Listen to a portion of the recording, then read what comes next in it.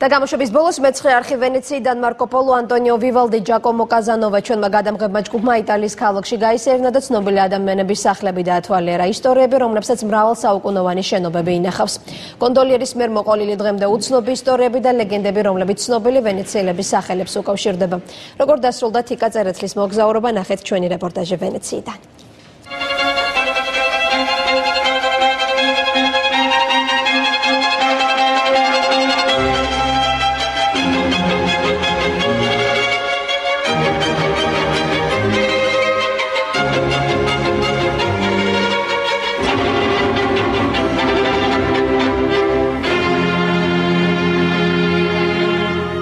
ოდესღაც გონდოლა ვენეციელების ერთადერთი ტრანსპორტი იყო, თანამედროვე მოსახლეობა კი ხიდების მომრავლების გამო უპირატესობას ფეხით სიარულს ანიჭებს. სამაგიეროდ გონდოლას პოპულარობა დღემდე არ დაუკარგავს ტურისტებში. თვითონ გონდოლიერის პროფესია კი 6 საუკუნეს მოითვლის. მიუხედავად იმისა, რომ ვენეციელები ამ ტრანსპორტით მხოლოდ სათხისასწავლო დღეებში მგზავრობენ, გონდოლიერის პროფესია ერთ-ერთი ყველაზე ძველი და პოპულარულია ვენეციაში.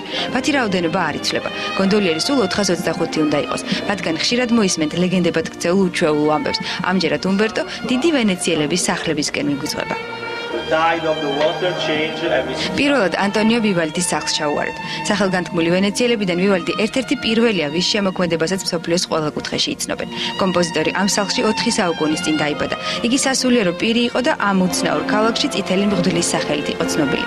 ვივალდის მუსიკა ვენეციის ქუჩებში დღესაც ჟღერს. სან მარკოს მოედანზე მუსიკოსების რეპერტუარში ყოველთვის შედის დიდი ვენეციელის სულწოდა 3 ნაწარმოები.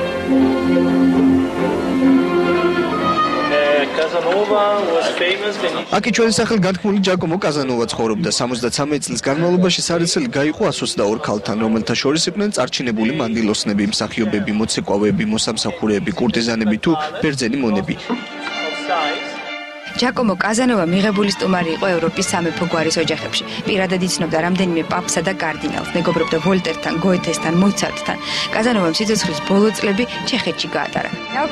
ამ სახლში ცხოვრობდა მარკო პოლო. ის დიდი მოგზაური იყო. ვენეციაში მას უდიდეს პატივს სცემდნენ. ვენეციის აეროპორტსაც კი მარკო პოლოს სახელი აქვს. დიდი მოგზაურის სახლი, როგორც სხვა შენობები ვენეციაში, დღემდე ინარჩუნებს ძველებურ იერსახეს. მარკო პოლომ ვენეცია 17 წლის ასაკში დატოვა და როდესაც მრავალი წლის მოგზაურობის შემდეგ მშობლიურ ქალაქში დაბრუნდა, ვენეციელებმა მეტსახელად მისტერ მილიონი შეარქვეს. მის მიერ მოყოლილი უჩვეულო ამბები დიდხანს არ სჯეროდათ მის თანამედროვე ვენეციელებს.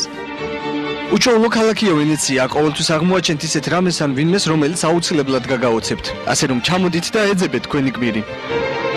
ასე დასრულდა ჩვენი მოგზაურობა დიდი ვენეციელების კვალდაკვალ. ქვისთაღიანი ხიდები და ხავსმოდებული მრავალსაუკუნოვანი შენობები კი კვლავ მოგზაურების მოლოდინში რჩებიან.